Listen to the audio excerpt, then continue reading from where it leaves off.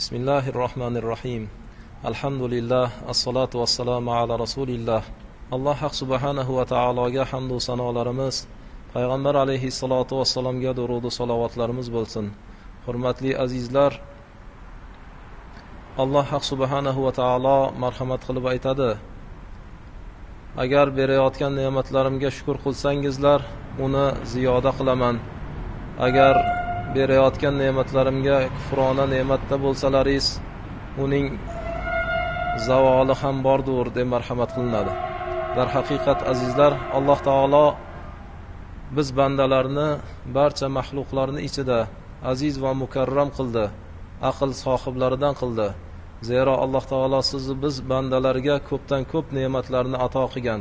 Shu ne'matlarning ichida suv deya atalmish Alloh taolo sizni bizlarga rizq qilib bergan bu ulug' ne'matni bilishligimiz va buni shukrona sifatida undan to'g'ri foydalanishligimiz lozim bo'ladi. Zero agar berilayotgan bu ne'matlarga shukr qiladigan bo'lsak, Alloh taolo bu to'xtovsiz berib turgan ne'matini yanada ziyoda qiladi. Aksi bo'lsa-chi, bu ne'matlarga e'tiborsiz bo'lsak, ne'matlarni qadriga yetmasak, ayniqsa bu suvni bo'lar bo'lmasga isrof qiladigan bo'lsak, buning zavoli bor, buning demak oxiri bor. Shuning uchun bu suvni ayniqsa insonning pokligi, insonning tirikligi, albatta bu boshqa jonzotlarning ham tirikligi obu hayot bo'lmish bu suv bilan ekan. Shunday ekan bu suvlarni qadriga yetaylik. Qadriga yetish nima bilan bo'ladi? Albatta undan to'g'ri foydalanishlik. Ariqlar bo'lsin yoinki ichimlik suvi bo'lsin, bundan to'g'ri foydalanishlik, uni isrof qilmaslik, demak o'sha jumraklarni ochib qo'ymaslik, ariqlarni toza tutib turishlik, bu narsalar bilan albatta bu ne'matlarga shukr qilgan bo'lamiz. Albatta bu narsalarga e'tibor qilishlik bilan demak Xudo Alloh taolo berayotgan ne'matlarni qadriga yetgan bo'lamiz. Shunday ekan azizlar, qo'limizdan kelganicha Alloh taolo berib turgan bu ne'matlarni qadriga yetib, undan to'g'ri foydalanishlikni harakatida bo'lsak yaxshi bo'ladi. Kunlarning birida payg'ambar alayhissalatu vassalom sahobalardan birining tahorat qilayotgan chog'ini ko'rdilar.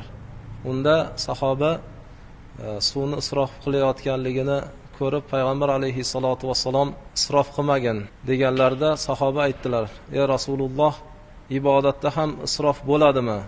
Ya'ni tahorat bir ma'noda ibodat hisoblanadi. Payg'ambar alayhissalatu vassalom suvni 3 martadan ko'p ishlatishliging isrofdir. Hattoyinki o'sha dengiz oldida bo'lsang ham undan 3 martadan ziyod ishlatishliging bu isrof bo'ladi deb marhamat qildilar.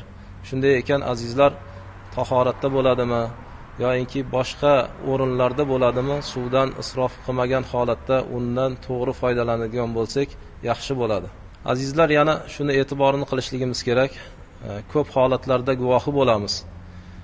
Oddiy holatlarda o'sha kran jumraklarini nosozligi ko'plab suvlarni isrof bo'lishligiga sabab bo'ladi. Yoinki ichimlik suvidan tomorqalarda foydalanishlik, yoinki o'sha mashinalarimizni yuvishlik, yoinki ko'p holatlarda o'sha bekordan bekorga suvlar oqib turganligini guvohi bo'lamiz. Albatta bu ishlarimiz isrof hisoblanadi. Bundan ehtiyot bo'laylik.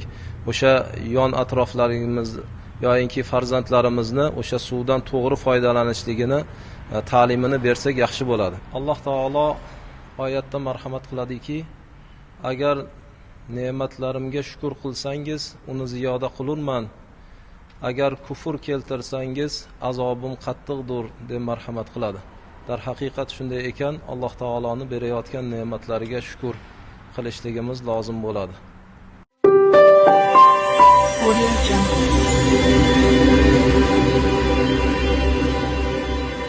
Audio Jungle.